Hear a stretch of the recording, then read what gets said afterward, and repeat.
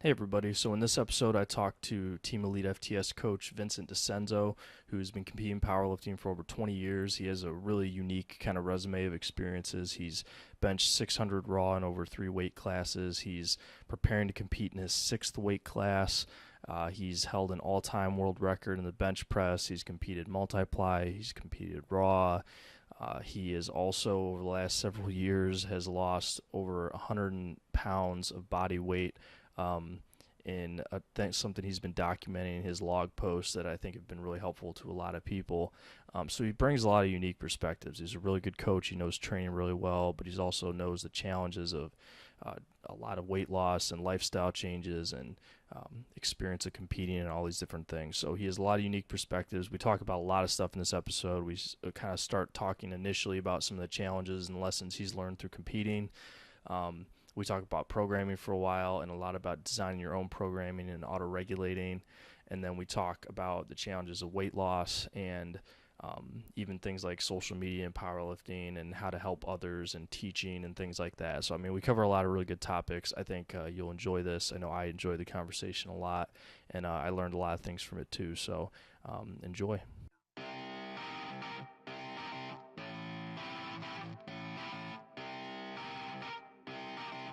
Welcome to the Peak Mental Performance Podcast with Joe Schillero, optimizing your mental health and athletic performance one episode at a time. 3, 2, 1, and we are live. So, Vincent, thanks for doing this with me today, man. I really appreciate you taking the time. My pleasure. Thanks for having me. Absolutely. So, you've had, kind of to start off, you've had a really diverse experience with lifting, man. I mean, you started lifting, competing over 20 years ago. You, set all-time world record in bench. You've competed multiply, you've competed raw. You're about to compete in your 6th weight class. So, I mean, you've done a lot, and I think I like to talk to people that have done a lot of different things because I think it really shows in even like the advice you give to people, because it's different than somebody who just did one thing their whole career. It seems like you have like a really good grasp of like the adjustments that you have to make to different people. But like in all that time, and you've had, last couple years especially, you've really focused on, the body composition changes and stuff. What are some of the big lessons you've learned from this whole, and I mean, you're not even done yet with your goals, but to this point, what are some of the biggest takeaways you've had? The biggest takeaway I've had is, I did my first meet as a teenager, and I'll never forget. I'm not a genetically gifted human being. I've always just had to work hard, and I'll never forget someone in the weight room at high school when I was coming up as I don't know, I just can't remember, as a freshman, and all the seniors are in there. He said, "I've never seen someone work so hard and have no results." and I believe he meant it as an insult, but to me, it didn't come as an insult. It just meant I needed to work harder. And so what I've watched progress over all these years is that people try to find a way to work around having to work hard. They want to find a better nutrition program. They want to find a better supplement. They want to find a better training program instead of just working hard. And one of the greatest things that I love about everything that I've been able to accomplish is it's allowed me to train with, hang out with, and speak with some of the strongest human beings on the planet. And they all, I'm not going to include myself, they all do things differently. Not one of them trains identically the same. So that tells me it's not your program, it's not your nutrition, it's not whatever drug someone takes, it's not anything special. It's how hard you're willing to work, what you're willing to sacrifice. And that's the one thing that I've just learned over time. And that's been really helpful because, I mean, I used to buy into all the supplements and take whatever I could. I'd spend hours laboring over training programs. And what I've learned over the years is it doesn't matter. You want to eat well. Everybody knows how to eat well. It's whether you do it or not. You need to train hard. I just wrote a blog about it. It was really good. And I said, if you're wondering whether you're training hard enough, you're not training hard enough. If you even have to think about it, then you're not training hard enough. So basically the whole point is the hard work. Hard work got me a world record. Hard work has gotten me to compete in 6 weight classes. Someone just hit me up last night, asking me for like my diet secrets, and I tell them, just go read the blog. And I don't make any money off of this. I like helping people. Read the Operation Less Fat blogs on Elite FTS, because it's just as hard for me as it is for anybody else. I'm just willing to put the work in. Yeah, it makes sense. It's funny because it's like you said, all these different lifters, and we're fortunate with Elite FTS to have, access and be able to hang out with, a lot of times, a lot of these people. And when we all get together, no one's bonding over their sets and rep schemes. Like, no one's getting together and be like, oh yeah, we do shit exactly the same. That's why we all get along. It's like, absolutely. And we can have 10 guys working on the same bench or the same rack, and nobody's doing the same thing. Nobody's doing, well, I have 87% for 3 singles. Everybody, whatever your rep scheme and set scheme is, it's not about, it's actually just the value of hard work and, the pushing of each other, which is one of the greatest things. But yeah, the work is all different. It's the amount of effort that's put in that makes all the difference. Yeah, and I think when people understand that, it's what allows them to cross over to different goals easier. Because then it's like they realize like they can take that same passion, and it's like, when you ruptured your disc and you had to go bench only, or when you went from competing bench only to taking some time off of competing and focusing specifically on the weight loss, it's like you knew you could just turn around and turn the passion from one goal to the passion to the next goal. And I think that's that's huge. If people feel like there's like a secret, then as soon as you stop doing one thing, you're like, oh shit, like what am I going to do now? No, I'd like to just throw it back to my father. My father, when I grew up, we weren't particularly wealthy, and I watched my dad work multiple jobs, and I just realized the value of hard work as a kid.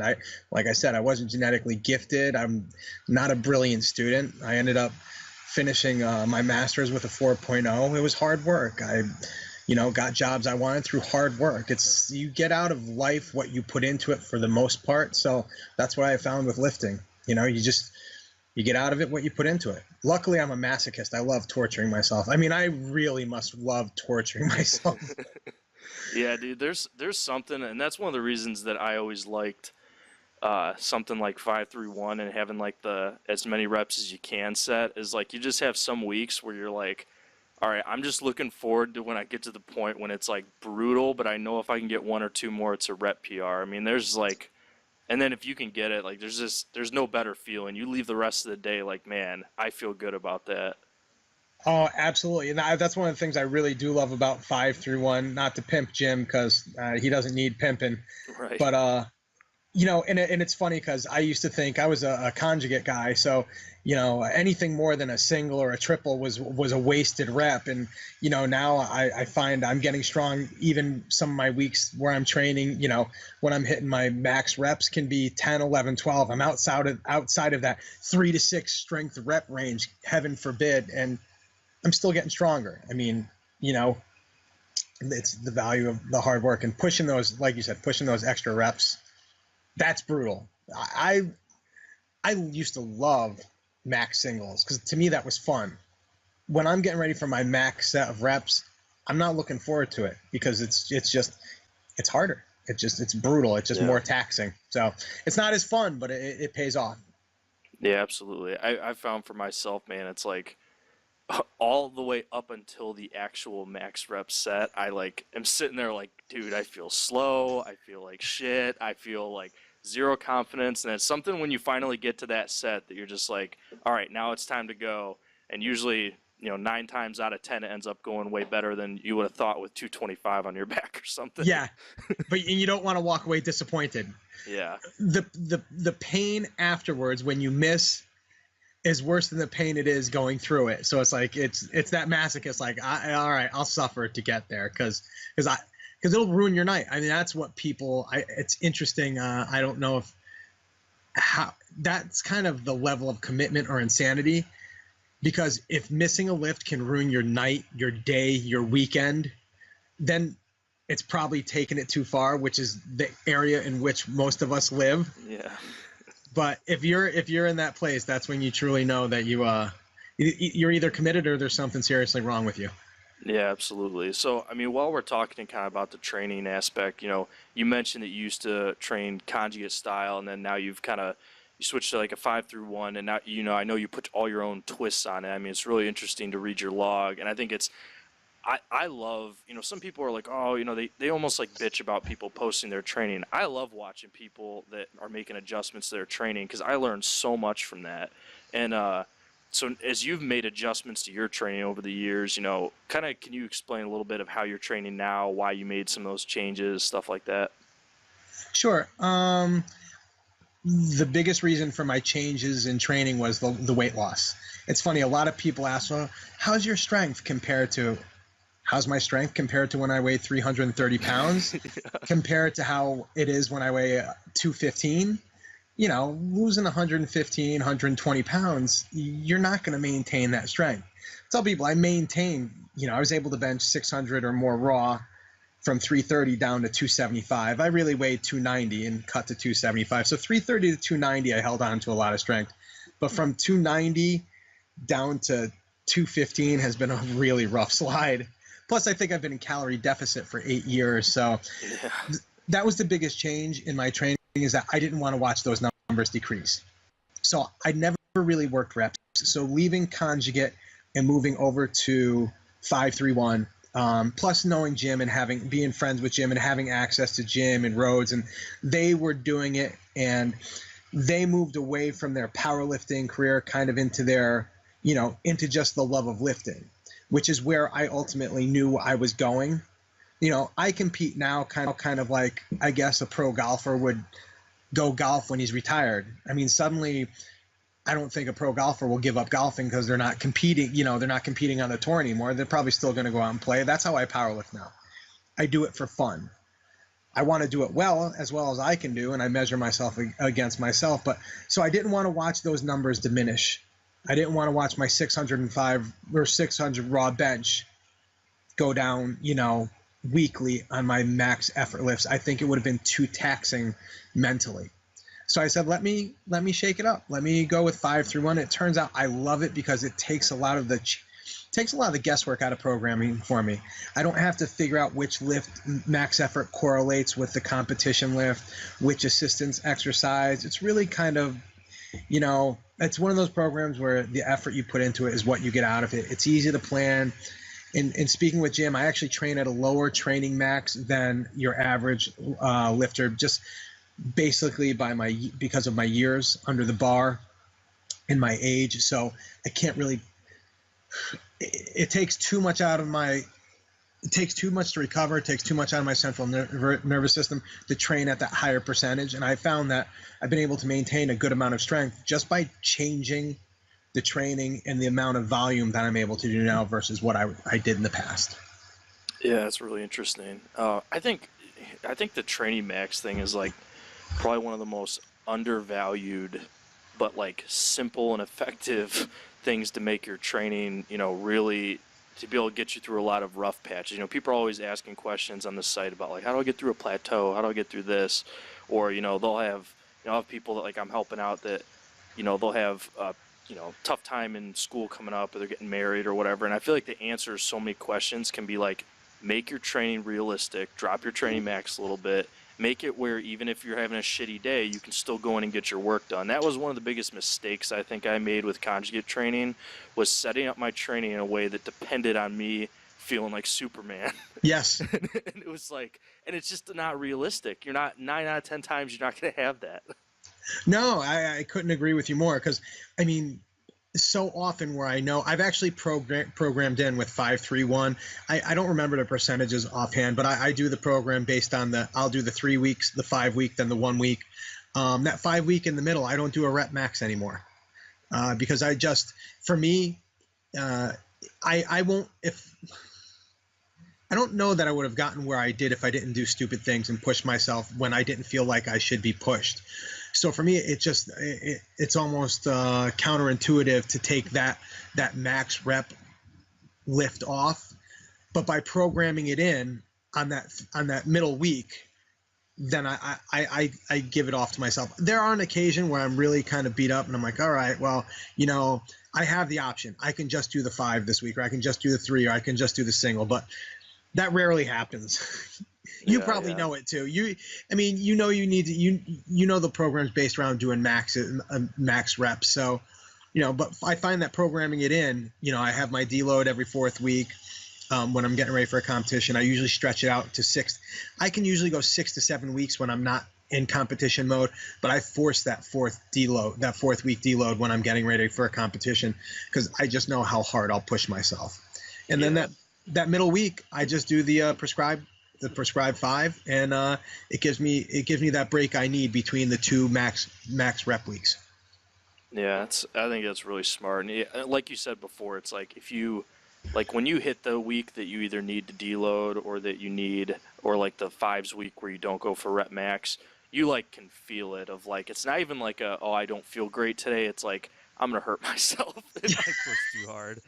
Yeah. So yeah, I think that's smart. And I think something interesting too is because I think there's a lot of people that it seems like started off, and I think probably a lot of it too has been the popularity of waving up and down with geared lifting, raw lifting, and it'll swing back and forth all the time. But it seems like a lot of people train Conjugate and then maybe they'll modify it or switch to their own thing or whatever.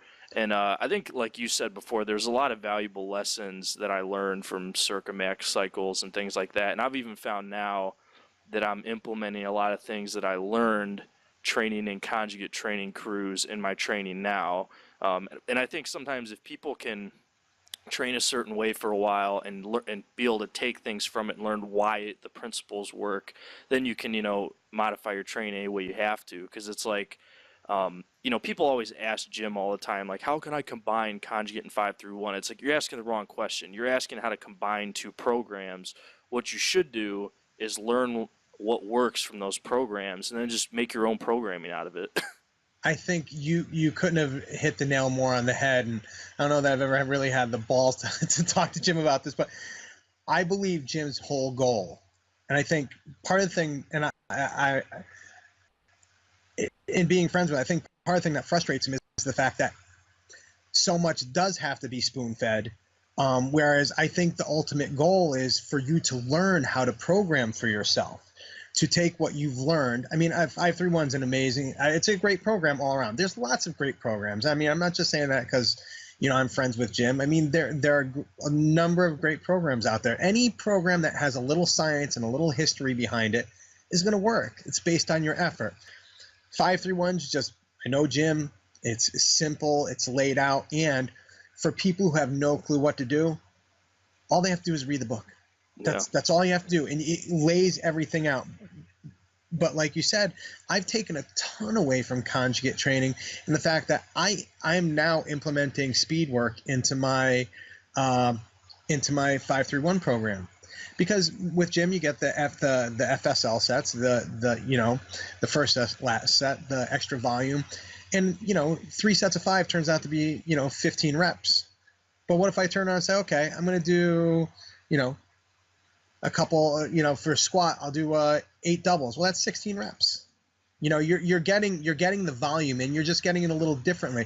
And for me, I've always known I am an incredibly explosive lifter. That's where my strength is, and that's one thing I'll kind of go off on track right here. Focus on your strengths. Everybody wants to work on their weaknesses. I did that for years because I struggled with lockout, and all I did was focus on lockout, and I was missing out on speed, and I could not crack that 600 raw bench. It took me 3 years to go from a 585 to a 600 raw, and it wasn't until I started bringing my speed work up. People talk about percentages, and I'm actually going to be writing an article on this. I think speed work is more of an art than it is a science, because I started a training cycle with 185 with speed work on the bench. I finished up at 365 with multiple bands and chains for my bench work, which is far beyond whatever percentage you're supposed to be working at. And that's when I broke my first 600 raw bench. So I think the biggest thing with speed is make sure it's fast. If it's not fast, bring the weight down. And I used to wave it. I'd start, and I wouldn't do I wouldn't take a certain percentage and do 9 sets of 3. I would do 3 sets of 3 with one weight. I'd go up for another 3 sets of 3, and then I'd go up for another 3 sets of 3. Now, if I found any weight wasn't moving quickly anymore, I backed it down. Then the next wave, I'd add a micro mini band. I'd add a mini band. I would just keep pushing it. And it's not until I realized my dynamic effort work drove my bench max higher than my max effort work was. And as soon as I started treating my dynamic day more importantly, or at the very least as important as my max effort day, is when I was able to break a plateau. Yeah, that's awesome. I think it's I found that as time goes on, and I still got, I'm sure 10 years from now I'm going to think a lot differently than I do now, just like I did from 10 years before. But like, right, I found that to be one thing that I have done a lot differently than I did when I first started trying to like coach or help people. Was before I would always focus on the weaknesses somebody had. And sometimes it's like you downplay somebody's strengths, and now it's like you work on somebody's weaknesses, but you also see what they're good at and you capitalize on it. Because I think a lot of times people try to mold somebody into something and throw away what they are actually good at. And it's like, even if it's not technically the perfect way that they do it, if they're good at it, that's something you can use, I find a lot of time, I agree with you. I find a lot of times instead of just saying weakness, I think some people should just say weak. And that's, it's, and people get, and it's like me going back to high school and saying that I was being, and someone was insulting me. The truth was, I wasn't a big kid. I wasn't an overly strong kid. I was working my ass off and wasn't really going anywhere, but I always knew the value of work. Work is eventually going to pay off. It's like, I did a couple of block training cycles that I didn't block periodization that I didn't particularly like. And I think this is when I was chasing 600 at 275. I didn't hit it after that cycle, but I ended up hitting after like 2 different training cycles. So that work was never wasted. Work never goes wasted.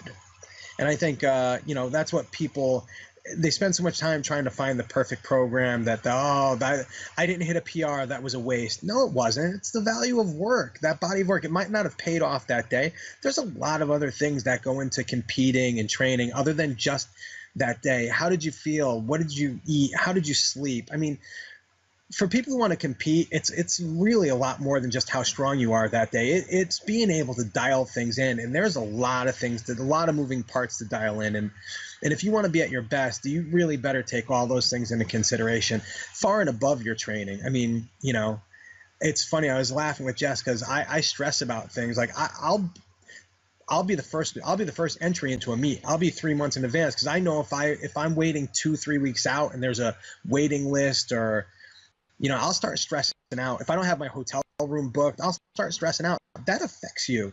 So if you take this stuff seriously, I mean, you need to look at every piece, every facet of preparation other than just your training. Yeah, absolutely. I completely agree. I think as more time goes on, I realize how ridiculous it is that when I get frustrated that I'm not like hitting over, like I realize that like hitting over like 95% of how maximally strong you are on just a random day during the week is such a ridiculous concept. But I still get frustrated when it doesn't happen. And it's like, I just came off of, I've been doing like since my meet I had April 1st, I've been training like ridiculously light, like to the point where I'm like, there's some days where I'm like, this is like embarrassing, but I'm, trying to accumulate volume over time. And today I finally put over like 400 pounds on the squat bar again. And it felt so awesome. Like I felt strong. I hit a rep PR and I was like, man, that's what I have to remind myself of is like, it's all about accumulating this work over time. Has really nothing to do with showing off and testing any given day. Yeah, and I watched that in action. That's kind of what sold me on 531 because I watched Rhodes train for a meet, and I couldn't tell you what he squatted because, I mean, no offense to Rhodes, it probably wasn't significant at all anyway. But he hit something at the meet well over 100 pounds than anything he trained with. And I watch it when Jim and I and Matt get together for our NOV meets where we just train. And, Jim's all banged up. He doesn't train particularly heavy, but he's able to train and then pull it together on that day. And I was like, wow, there's value in all the accumulation of that work. And you don't have to be working above 90% to get strong on a regular basis, at least. And again, I'm not trying to squeeze every last ounce of strength out of the stone right now. Right. So, you know, I'm in a different place, and I might not have been saying these same things 5 years ago, 10 years ago. I don't know if it would have worked for me 5 or 10 years ago, but like you said, it's where I am now. And I think anybody who's looking for some longevity in the sport, which is really, really hard to do, you have to make those changes. You have to be willing to accept some changes. It's tough on the body and tough on the mind, so you have to be willing to adapt. Yeah, for sure. So kind of changing gears a little bit. I feel like we could talk programming for like 6 hours. But Yeah. So as your programming goals and your training has evolved, I know you said about 7 years ago, you kind of started this Operation Be Less Fat type of deal, and it eventually made its way as a title of your logs, and really popular as people followed you through this journey you've been on. Can you speak a little bit to what made you decide to, go from super heavyweight to following that path and heading down now this thing you've been on that's been dramatic? Yeah, well, I always knew. I'll just go back to when I was a kid. Everybody wanted to be the quarterback. I always wanted to be the big, fat, monstrous offensive lineman. There's two types of people: the quarterback and the lineman. I always wanted to be the lineman. Was never a particularly big kid. So as soon as I found powerlifting, and especially guys back in the day, and even as much as 10 years ago, bigger was better. It wasn't, you didn't see the lean freaks that you see now. So powerlifting was kind of a different animal back then, not saying it was better. So I saw that and I'm like, that's what I want to aspire to be. I just wanted to be the biggest and strongest that I could be. I was like, what was the saying Rose and I used to say? People go to the circus to see the elephants, not the mice. Right. So we just wanted to get as big as we could, and was my goal. But I always knew that I would have to take it off. There's not many guys walking around 5'8", 330, 350 pounds well into their 60s. And I knew I would take it off. And, close to 8 years ago, my brother passed away, and my brother struggled with his weight most of his life, and he had gastric bypass surgery, and there were some complications. And so I'd lost my brother. And I think subconsciously that was finally the impetus I needed to say, okay, it's time to make this shift that I knew I was going to make eventually. And then it just went from there. It just different diets, different programs, and I just kept riding it. And for me, powerlifting, I would say I would highly recommend powerlifting to anybody who wants to lose weight, because if I had ever thought of losing 120 pounds, and at one time, I don't think I would have ever started. It would have been daunting. But to move from weight class to weight class in those little chunks, I just said, all right, I'm going to go from 330, or I was 328 and a half. I never made it to 330, try as I did. But to go from 328 down to 308, I can do that. And then from 308 to 275, I can do that. So chunking those weight loss goals over the years made it really easy for me, and I was still able to participate in the sport that I loved while getting myself healthier and experiencing a new challenge. Because as the strength, I always wondered when the shoe would drop on my strength, because I'm 47 years old, and most of my PRs were set into my 40s, but I had a very long time under the bar. So I'm like, when's the shoe going to drop? So I'm like, okay, as I take the weight off, I have an excuse for dropping strength. So it all kind of just happened. It all happened at the right time. It was just timing, and seeing other people, being that I lost my brother and seeing that I've inspired other people has really driven me. And that's where the Operation Be Less Fat, I don't know where the title came from. I never meant to get lean. I never meant to get ripped. I just wanted to be less fat. That was my goal. And it just kept growing or shrinking. And that's where I am now. But the fact that I'm able to reach, that my blog reaches so many people, and I get so many questions, and people thank me, and I get so many thank yous, and it's inspiring. Everybody, they inspire me. And as much as people rip on social media, I love social media. I mean, with people giving me the compliments and the positive affirmations, it's helped me along the way, and they've helped me as much as I've helped them, which is really, really cool. Yeah, and I think what I've found with me too, that I enjoy about writing, even like just training log posts and stuff, it's like a extra accountability too when you write it down, and Yeah. uh, and it's interesting too to even look back of like, you read some of just like snippets of your stuff, or you hear somebody's reaction to something that you wrote a year or two ago, and you're like, man, it's crazy to like see that path that you've been on. So I think it's definitely cool, and like you said, it's like everybody, and there's definitely negatives of social media. I mean, there's the whole shitty side to it, but it's like there's a lot of cool aspects of communication that we just didn't have before that, and it's cool, especially with like the logs and be able to email people. And I mean, some of the conversations I've had with people I would have never met in my life before are pretty cool. Yeah, I have nothing but positive things to say about powerlifting and social media because I avoid the other stuff. I just Yeah. I avoid reality as much as possible. I don't watch the news because there's nothing ever good that comes on the news. I mean, I'm sure I get involved in a little drama and I start a little drama for fun, but I don't take it home with me. Years ago, I'll never forget when I started doing well. That was when before social media was around, and there were the forums, and I was really getting laid into on one of these forums about my lifting, and I called someone up, and I was like another really a high profile lifter, and I said I'm getting ripped apart. He goes, "Congratulations, you've made it." He said, "People Yeah. don't rip on nobodies," and I really taught lessons and to stop fighting those battles and to just live for myself. So I really don't care. I don't see much of the negativity, or I don't pay much attention to it because the positivity the powerlifting's a really positive community.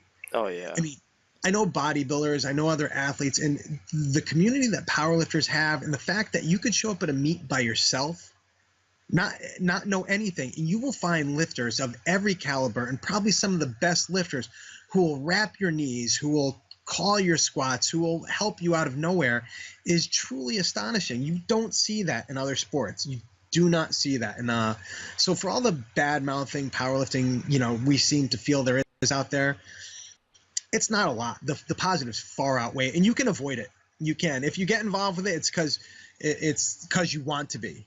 You can avoid it, and it's been really. I've found it far much better, a better community with social media, because I have friends that I consider friends that I've never actually met in person, that I have through social media. Lifters that's great. I don't have a couple $1,000s to fly out to California to hang out and train with you, but the fact that we can share ideas and thoughts and get back and forth with each other without having to cross the country, or it's pretty amazing. Yeah, absolutely. It's like I think it's like Go ahead. anything. It's like lifting. You get out of it what you put into it. If you want to put a bunch of negative crap into it, that's what you're going to get out of it. You want to put a bunch of positive effort into it, you're going to get positive back. Yeah, absolutely. I think, I think you and I might have even like commented back and forth a little bit about it during like election time or something. It's like this whole past, especially 6 months or something, I've really tried to think like, what am I allowing to take up my time? Like, what am I allowing to take up rent space in my head? And I started trying to force myself I would start to get mad about something, and I'd be like, why are you allowing yourself to get mad at this stupid ass thing? And it was like, and it's like started just like, you know what, if it's not adding value to my life, if it's not helping, if it's not contributing in any way, if it's on social media, I'll just unfollow the person, or I'll just stop. I'm the same way. I don't watch much of the news anymore, and it's like I've just been trying to turn that into, I'm like, I'll start doing this podcast to have good conversations with people. And it's amazing how much of a difference I've seen just since I've taken more time to just be like, I'm just gonna focus on people I like talking to, and and just and do that other stuff. And sometimes it just, and I'm not perfect at it either, but man, sometimes I just want to tell people, like, does it concern you that you give that much of a shit? like about what some people are doing, about like Yeah. what some random like yeah, it's some random teenage kid is stupid that's commenting on your lifts, but why do you care? Yeah, it's it's gonna get under it, but Yeah, when the yeah. positives far outweigh the negatives. I mean, listen, I've grown to the point where if I see a bad lift on the internet, it doesn't affect me. I one thing I would like to share with everybody who cares about strength athletics is nobody. I cannot tell you what Ed Cohn's lifts are, but I could tell you Ed Cohn is the greatest power lifter of all time. I hope you're not offended, Ed. I don't know what Yeah. his lifts are. I don't know what the numbers are. The only time I ever knew numbers is when I was competing against people, when I was trying to move up in a class or in rankings. But I know greatness. People remember greatness. And so if someone squats 2,000 pounds and it's 5 inches high, nobody's going to care about that lifter 10 years from now. Don't obsess over it. Worry about your own lifting. And the other interesting thing is that, again, I have access to and speak to and hang out with some of the strongest people in the world. None of them are worrying about what other people lift. They're worrying about what they lift. If your time is so consumed worrying about what other people do, you're probably not good at what you're doing. You need to put that energy into your own thing instead of trying to tear down others, because nobody's really, this is such it's a passion, and if you love doing it, that's why you do it. But if you're doing it for fame, although there is a little more fame in this than there used to be, and some people can actually make a living off it, but if that's what you're really shooting for, you're probably going to be sadly mistaken. No, absolutely. And I try to like, it's funny because I feel like everybody this day and age is always talking about how busy they are, super busy, but we somehow find time to be like recreationally outraged by things. And it's like I'm trying to like turn around and be like, if I have this much time to be frustrated about something stupid, I should turn around and sink that into, something positive. And yeah, and there's so many cool people out there that I've met and connected with, and like just to hear that someone from across the country genuinely cares about what you're doing in the gym or what you're going through in life is just like, it's remarkable. you know it's pretty yeah, it's pretty cool. Well, especially with some of the mental health stuff you've done, which I think is really awesome. I think you really deserve a great degree of praise for that, because that's a place where a lot of people struggle that I'm sure you wouldn't expect to find answers from the powerlifting community. So, kudos to you. And I think it's really great that you put yourself out there. Any way someone can put themselves out there to their own experiences to help others is, that's the whole, it sounds corny, that's the whole elite FTS thing with Dave. It's giving back, give it back. And I think that's what so much of the team does now, which it makes it really, so it's such a great team. It's not just about numbers. It's not just about lifting. It's about giving back. And a lot of the teammates give a lot back. Yeah, absolutely. I the same way. When I first got into powerlifting, I would, see some big name lifters, and, the people that I met that were assholes, you just never even like care about them ever again. But the people I met who were genuine and cool and helped, and like, I've continued to look up to and will look up to, as long as I compete. And it's, I think we have a good group of those people right now, which is cool. And I was like, listen, kind of hearing everyone else's perspectives. With the weight loss stuff that you did over that time, I know you talked a little bit about obviously your bench hit numbers went down after, especially once you got under that 290 body weight mark. What are some of the other challenges that you found? I mean, going from losing over 100 pounds is pretty crazy. Losing 120 pounds total, and still training hard and doing it in a way that wasn't just like Biggest Loser crash diet, and try to live, just live like a lame life, but like you're training hard, you're being productive. Like, what are some of the challenges you've had as you've worked through all that, aside from just like the strength going down a little bit? It's hard work. It's brutal. I would say, and it sounds a little, I don't know if it's flippant to say, but I just think of any type of addict. I created horrible a horrible relationship with food, getting up to, I was not a big guy. And I started in high school, I think it was 180 pounds, so for me to get 330 pounds, ate, I was eating, and I was eating 7,000 calories a day on average, 7 days a week. And I know people say, oh, I could eat that. No, you can't. It's like the person who tells me, yeah, my cousin benches 600 pounds. No, he doesn't. There's very few people in the world who do. I have a certain level of commitment that most people will never understand. And if that's bragging, so be it. But I know it. And so I created some horrible habits getting that big. And breaking them was really hard. And one of the biggest struggles is, unlike other addictions, I had chewed tobacco when I was young. And, I was able to quit that. I put it down and just never picked it up again because you don't have to chew tobacco to survive, but you have to eat. So having to deal with the addiction I created, which was overeating, has been a struggle, still is a struggle. It's funny, my wife, she went up the weight classes with me, God bless her. When I would go up a weight class, she would go up a weight class. And so on my way down, she's gotten herself really lean, and she's gotten herself in great shape. And we, to her, it often looks like it's easy for me because I don't talk about it. One thing Jim always rings in my head is the martyrdom of like cutting weight, the martyrdom of weight loss. People want to be seen as something special for doing it, and complain about it and pine away about it.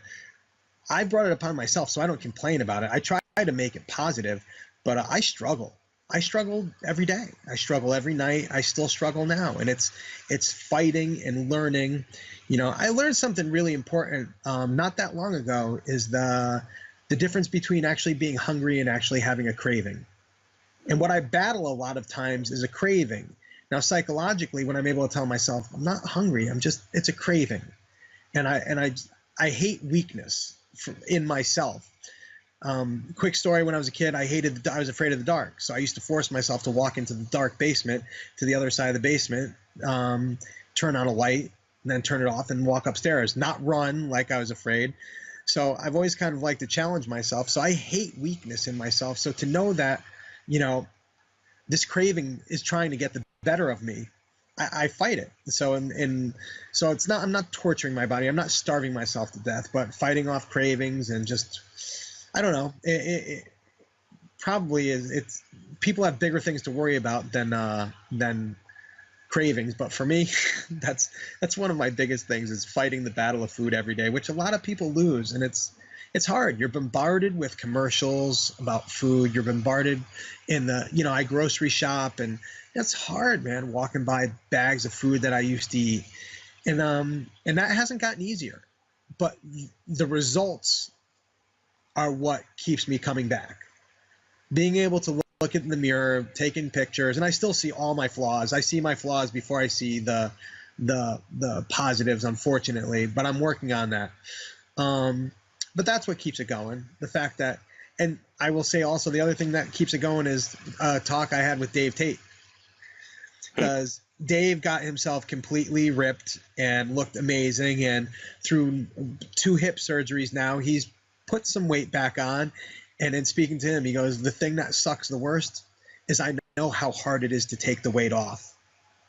If I knew then at 330 pounds how long this was going to take me and how hard it was going to be, I probably wouldn't have started.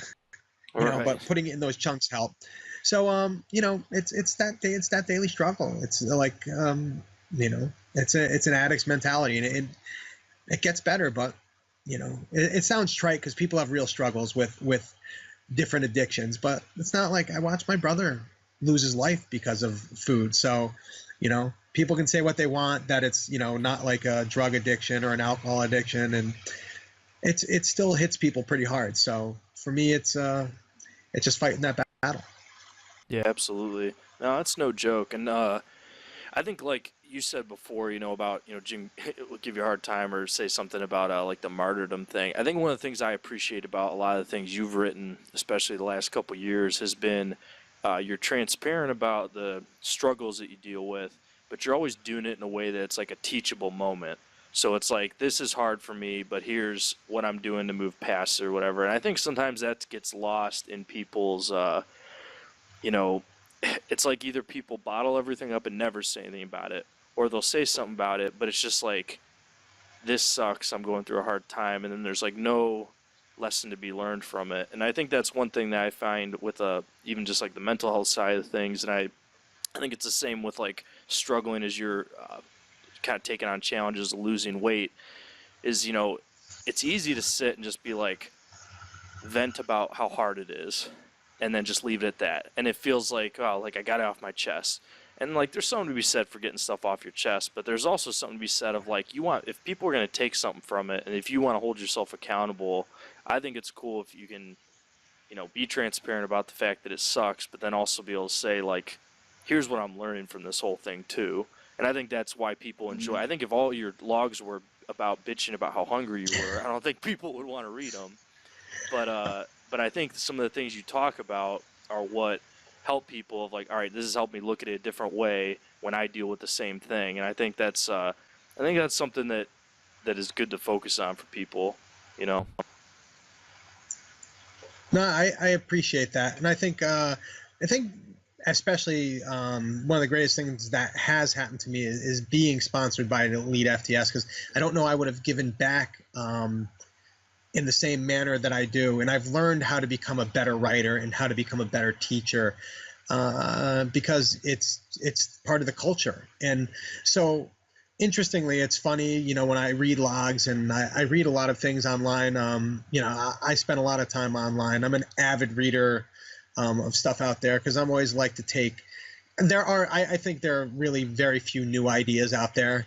People just rehash old ones. So I'm looking for those little nuggets. And what I've learned is, originally, I think when I started keeping a log in a few places, it was, to keep a sponsorship or to get some free stuff. And then I realized to keep my log is really, it's my goal of my log is to get it read and to get a message out there and to help people. Because otherwise, it's pretty selfish. So I appreciate the fact that you read it and you like it, and that people seem to like it. And, I think I am a teacher by nature and a good communicator. I have to thank my wife for that. We've been together 26 years, so we've learned how to communicate really well. And I think that's the key to working through things is you have to be open, just like the mental health aspect of things. If you're not open about things and you're not honest and you're not working through them, you're just spinning your wheels.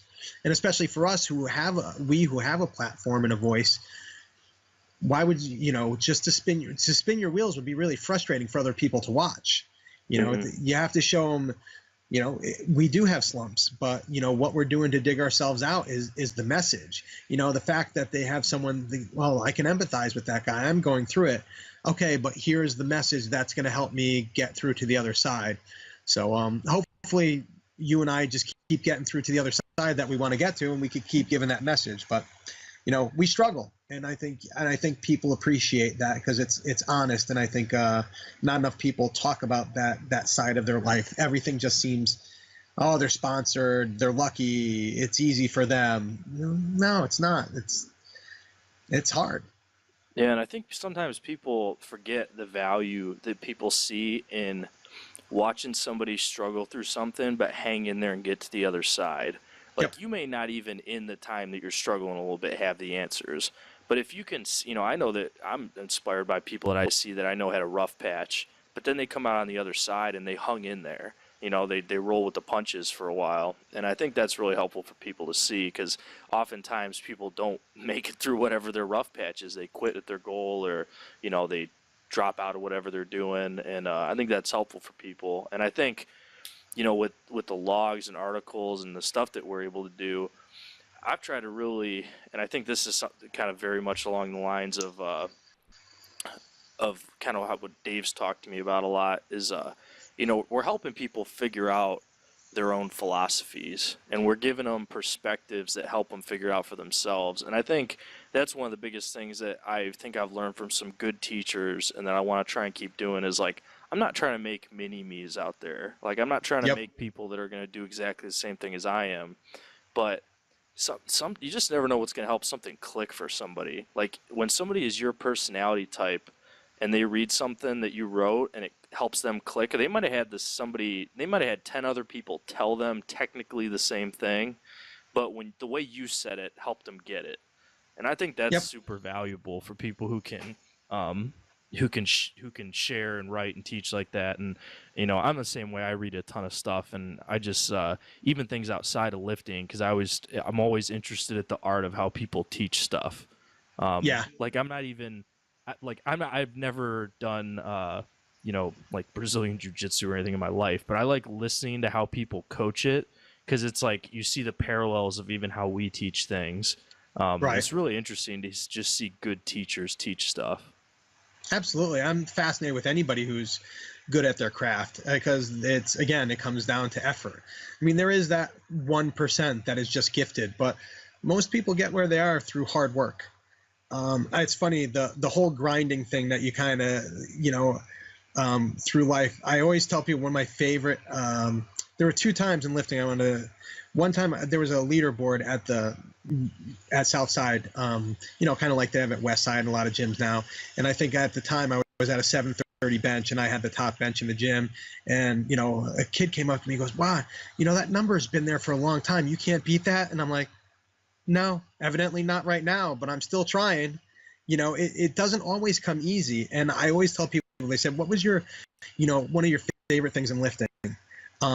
It took me 3 years to go from a 585 raw bench to 600. That's 5 pounds a year. I know people who aren't satisfied with 5 pounds a month. Yeah. That is the most satisfying 5 pounds a year of growth that I will ever make in my life, unparalleled by almost any other accomplishment as far as lifting. To me, it was more than any of the other accolades. The fact that I sat there and I just ground out, and I didn't know that I'd get there. I just kept grinding, and it happened. And that's, sometimes with life problems, you just have to keep grinding, because what's the alternative? The alternative isn't pleasant.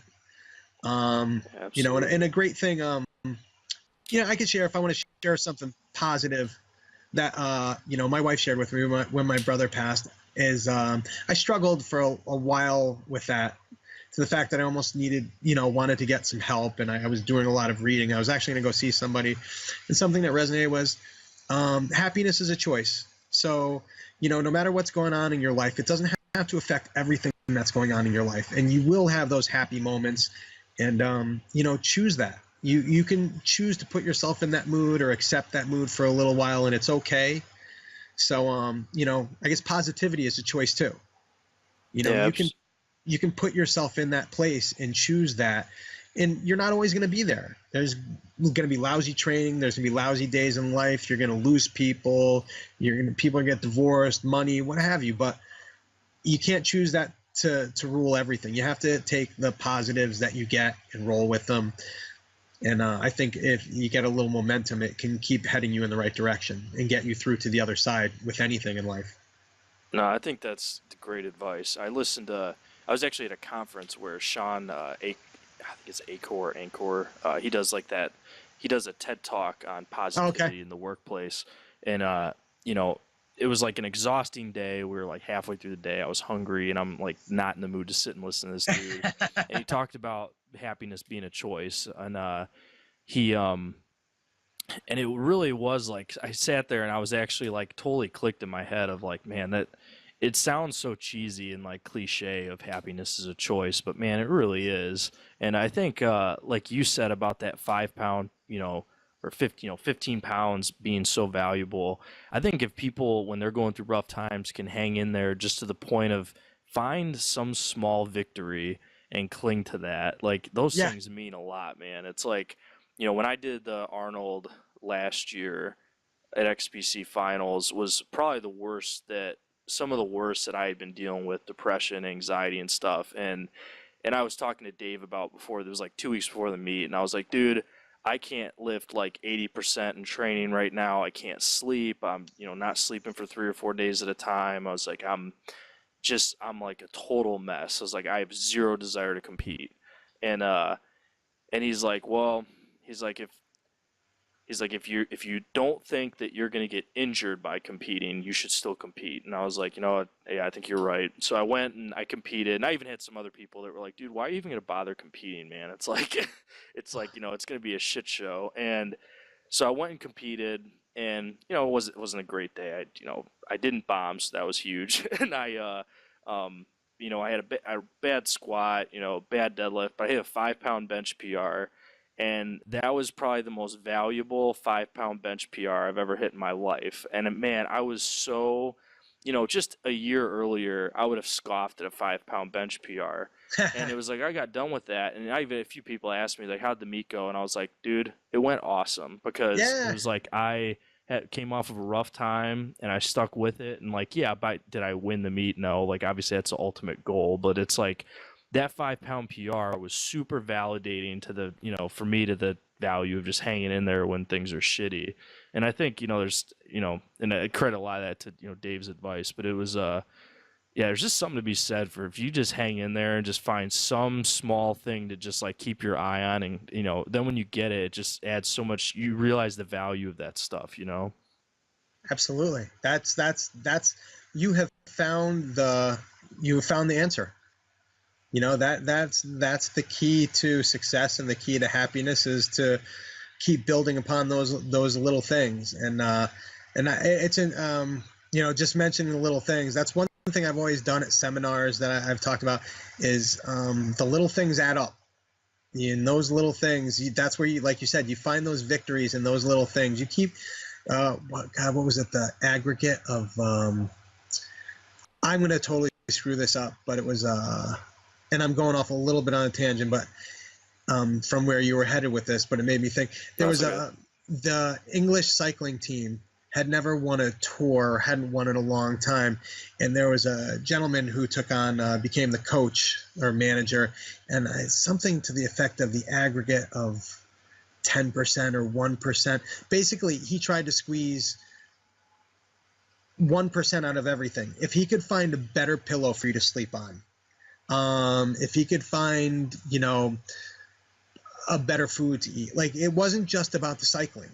And he had a goal to win the tour within so many years, and he actually won it ahead of schedule, just based on all those little things. And I usually have it in notes, and I feel like a bonehead because I've moved, and I'm sitting in an office full of boxes, although you can't see them behind me. They're on the floor, they're on the desk, and I have all my notes from seminars and books, and they're everywhere. But maybe about it, and I've written about it in my blogs on a few occasions. I'll put it out there again. But those little victories, making those little differences, they add up. And the fact that you were able to, say that perspective, like, no, I didn't have a lousy day. I had a great day. And the fact that you have I'm grounded in a lot of reality with what I do and perspective. And the fact that to not take for granted that someone just has 4 functioning limbs. Yeah. And to be able to get on that platform. I'll never forget one day I didn't want to squat, and I put something on Instagram, and it was like I squatted, and I was like, man, I don't want to squat today, but God, I am blessed to be able to do so. And that's one of the cool things. I mean, if you could really keep that kind of stuff in perspective, that really helps, because there are a lot of people who wish they could do what we do. A lot of people. So, perspective is also another thing to keep in mind. Yeah, absolutely. I completely agree. I think, my last, I guess, like question that I had was going to be like, what do you think everybody could kind of generally take to improve their mental perspective? But I think that the stuff we talked about for the last 5 minutes hits on it. It's like your perspective, how you view things. It's like, man, it's just how you frame things when you approach situations makes such a big difference. And I found, I had, it's not even I've been on this earth that long, but it's like, I've had years in my life where I look back now and I see the downward spiral of self-talk that I had of like, man, you tell yourself something shitty enough times and it gets real shitty. And, Oh, yeah. And it's like, there's something to be said for that perspective of being able to be like, you know what, I'm not in the mood to do this, but man, I get to do this. Yeah. And it's funny, you branched out and we answered that question, but I'll leave with this, is that one of the biggest untapped areas of strength training, I believe, is sports psychology. And the fact that so few lifters tap into that is mind-boggling to me, because For sure. I'm a big believer in sports psychology. I'm a big fan of Eastern philosophy and psychology. And while I'll go back to my first 600 raw bench, everything that could have gone wrong that day was going wrong. And it was funny because Rhodes was coming over to talk to me, and he saw me at the edge of the bench, and I was telling myself positive affirmations that I had been working on for 12 weeks. And I hit my bench, and I use visualization. I use positive affirmations. I have mantras. I'm a big fan of sports psychology, and I'm sure with the taking the mental health approach also, that you can use it in the area of sports performance, but you can also use it in the area of self-help. So I think the fact that a lot of people don't see the value in the psychology of everyday life, let alone their lifting, is really an untapped resource that I think a lot of lifters really need to look into to get themselves to that next level. And even as a human being, the fact that someone knows they need help and is willing to get help really puts someone in a good place.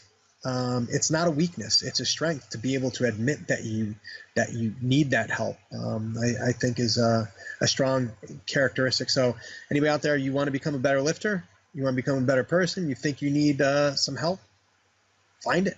You don't have to. You don't have to go see someone. You could study it, learn it. The greatest thing about the internet is everything's at your fingertips. A lot of it's garbage, but you sort through it, sift through it. You reach out to other people, and it's amazing what you can come up with. But there's a lot of untapped potential out there that people can really grab onto if they look for it. Yeah, absolutely. I completely agree. And this will be technically, for people listening to this, it'll be out by the time this is out. But this week, the first episode that I recorded with the sports psychologist from OSU comes out. It'll be up on Elite's page. And one of the things he said that he says is such an eye-opener every time he asks an athlete, he's like, what percentage of your sport do you think is mental? And everybody without fail says somewhere like 80, 90 something percent. Like, I mean, mental is huge. And they'll ask, how much of a percentage of your time do you dedicate to doing that? And everyone is like less than 5% or something. It's like, how funny is that we know it's mental and we don't dedicate the time to training it? Yeah, it's absurd. It really is absurd. I wish more people saw the value in it, because I definitely do. And the fact that we're saying it, maybe some people look into it, and it doesn't. I would bet you most lifters, and a lot of really good lifters, spend 0% of their time with sports psychology, with the mental aspect. I mean, they might just have the mental fortitude to begin with.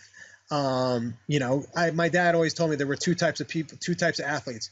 My dad was a baseball player. It's like there's the person who wants the ball hit to him, and there's the person who prays to God it doesn't get hit to him. Yeah. Some people, luckily I'm one of the people who likes having the ball hit to him. So I already have that mental aspect already. But to sharpen it and to hone it makes all the difference. So yeah, we couldn't be in more agreement with that. And interesting that you just had that discussion. Yeah, absolutely. Well, I think we hit on a lot of really good topics. I really appreciate you taking the time to chat about this stuff. It's, I think we'll have to do it again, because I mean, it's just one of the things that I was like excited about doing these podcast interviews is I was like, if nothing else, if this whole thing goes on for 6 months and then it dies and it doesn't go any further, I will have learned so much from these conversations. And I was like, this is helpful for me to have these and to chat with people, Absolutely, and they're fun. Rose and I it was on internet radio before podcasts were a thing, and we did a show called Just Big, and it was hilarious and informative. And I'm not even saying them to pimp them, but it was some of the most fun that I've ever had. So I wish you nothing but success. I'd come on anytime, and I really I'm humbled and appreciative that you had me on. I wish you nothing but luck, and I enjoy following your stuff and watching your growth. So thanks for giving back, and thanks for having me. Absolutely.